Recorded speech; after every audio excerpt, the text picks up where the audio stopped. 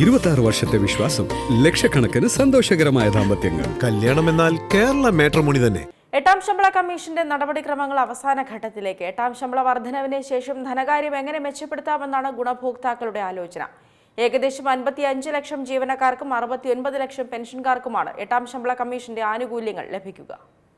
എട്ടാം ശമ്പള കമ്മീഷനുമായി ബന്ധപ്പെട്ട നടപടിക്രമങ്ങൾ അവസാന ഘട്ടത്തിലേക്ക് കടക്കുകയാണ്. 2026 ജനുവരി 1 മുതൽ കമ്മീഷൻ പ്രാബല്യത്തിൽ വന്നെങ്കിലും 2027 മധ്യത്തോടെ പാനൽ അതിന്റെ ശുപാർശകൾ സമർപ്പിക്കുകയും സർക്കാർ അവ അംഗീകരിക്കുകയും ചെയ്തതിനു ശേഷം മാത്രമേ നടപ്പാക്കലും പേ ഔട്ടുകളും സാധ്യമാകൂ. വ്യത്യസ്ത ഫിറ്റ്മെന്റ് ഫാക്ടറുകളും അടിസ്ഥാന ശമ്പളവും ഇതുമായി ബന്ധപ്പെട്ട ഘടകങ്ങളുമൊക്കെ എങ്ങനെ മാറാമെന്നതിനെക്കുറിച്ചുള്ള ചർച്ചകൾ തുടരുകയാണ്. എട്ടാം ശമ്പള വർധനവിന് ശേഷം കേന്ദ്ര സർക്കാർ ജീവനക്കാർ അവരുടെ വ്യക്തിഗത സാമ്പത്തിക കാര്യങ്ങൾ എങ്ങനെ മെച്ചപ്പെടുത്താമെന്നാണ് ആലോചിക്കുന്നത്.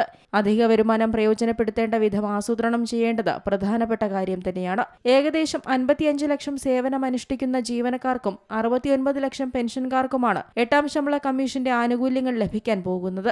2.57 എന്ന ഫിറ്റ്മെന്റ് ഫാക്ടറാണ് ഏഴാം ശമ്പള കമ്മീഷൻ പ്രയോഗിച്ചത്. ഇതിലൂടെ ലെവൽ 1 ജീവനക്കാരുടെ അടിസ്ഥാന ശമ്പളം 18,000 രൂപയായി വർദ്ധിപ്പിച്ചിരുന്നു. എട്ടാം ശമ്പള കമ്മീഷൻ ഇത് 2 ആക്കുകയാണെങ്കിൽ അതേ ജീവനക്കാരന് 36,000 രൂപ അടിസ്ഥാന ശമ്പളമായി ലഭിക്കും. ഇതിന് സമാനമായി ലെവൽ 7 ജീവനക്കാരുടെ ശമ്പളം 89,800 രൂപയും ലെവൽ 13 ജീവനക്കാരുടെ പ്രതിമാസ ശമ്പളം 2,46,200 രൂപയാവുകയും ചെയ്യും. ശമ്പള വർധനവിന് ശേഷം കേന്ദ്ര സർക്കാർ ജീവനക്കാരുടെ വരുമാന നിലവാരം അനുസരിച്ച് നിക്ഷേപ തന്ത്രങ്ങൾ ആസൂത്രണം ചെയ്യുന്നത് നല്ലതായിരിക്കുമെന്ന് സാമ്പത്തിക വിദഗ്ധർ പറയുന്നുണ്ട്.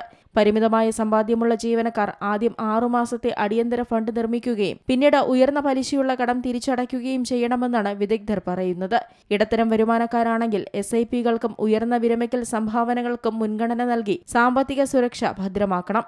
എന്നാൽ കൂടുതൽ ശമ്പളമുള്ളവരാണെങ്കിൽ വീട് വാങ്ങുകയോ കുട്ടികളുടെ വിദ്യാഭ്യാസത്തിനോ അടക്കമുള്ള ദീർഘകാല ലക്ഷ്യങ്ങൾക്കായി കൂടുതൽ നിക്ഷേപിക്കുന്നത് ഉചിതമാണെന്നാണ് വിദഗ്ധരുടെ അഭിപ്രായങ്ങൾ. വർധനവിന്റെ ഒരു ചെറിയ ഭാഗം ജീവിതശൈലി മെച്ചപ്പെടുത്തുന്നതിനായി ചെലവഴിക്കണം. എന്നാൽ മുഴുവൻ ശമ്പള വർധനവും ഉയർന്ന പ്രതിമാസ ചെലവുകളായി മാറരുതെന്ന് സാമ്പത്തിക വിദഗ്ധർ മുന്നറിയിപ്പ് നൽകുന്നുണ്ട്.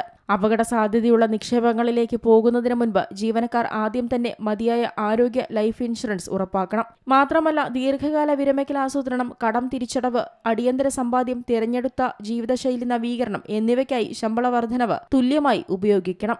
Business desk, Zee Malayalam news.